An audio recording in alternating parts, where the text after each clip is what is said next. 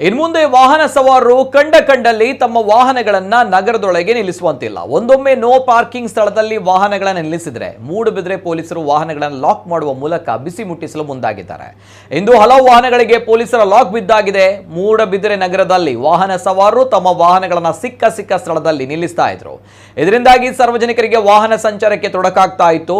ತಮ್ಮ ಗಮನಕ್ಕೆ ಬರುತ್ತಿದ್ದಂತೆಯೇ ಖಡಕ್ ಪೊಲೀಸ್ ಅಧಿಕಾರಿ ಎಂದೇ ಖ್ಯಾತಿ ಪಡೆದಿರುವಂತಹ ಮೂಡುಬಿದ್ರೆಯ ವೃತ್ತ ನಿರೀಕ್ಷಕ ಸಂದೇಶ್ ಅವರೇ ಖುದ್ದು ವಾಹನಗಳಿಗೆ ಲಾಕ್ ಮಾಡುವ ಮೂಲಕ ಬಿಸಿ ಮುಟ್ಟಿಸಿದ್ದಾರೆ. ಹಳೆ ಪೊಲೀಸ್ ಠಾಣೆ ಸೇರಿ ಹಲವು ಕಡೆಗಳಲ್ಲಿ ಕಾರ್ಯಾಚರಣೆ ನಡೆಸಲಾಗಿದೆ. ಪೊಲೀಸರು ಈಗಾಗಲೇ ನೋ ಪಾರ್ಕಿಂಗ್ ಬೋರ್ಡ್ ಅಳವಡಿಸಿದ್ರು ಕೂಡ ವಾಹನ ಸವಾರರು ತಮ್ಮ ವಾಹನಗಳನ್ನು ನಿಲ್ಲಿಸಿದ್ರು. ಇದನ್ನ ಅರಿತು ಕಾರ್ಯಾಚರಣೆ ನಡೆಸಲಾಗಿದ್ದು ಮುಂದೆ ನೋ ಪಾರ್ಕಿಂಗ್ ಸ್ಥಳದಲ್ಲಿ ವಾಹನಗಳನ್ನು ನಿಲ್ಲಿಸಿದ್ರೆ ಲಾಕ್ ಮಾಡುವುದಾಗಿ ವೃತ್ತ ನಿರೀಕ್ಷಕರು ಎಚ್ಚರಿಕೆ ನೀಡಿದ್ದಾರೆ.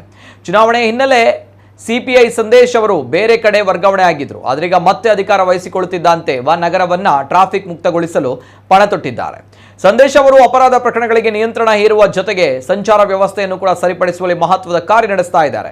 ಪೊಲೀಸರ ಕಾರ್ಯಕ್ಕೆ ಇದೀಗ ಮೂಡುಬಿದ್ರೆಯಲ್ಲಿ ವ್ಯಾಪಕ ಮೆಚ್ಚುಗೆ ವ್ಯಕ್ತವಾಗ್ತಾ ಇದೆ.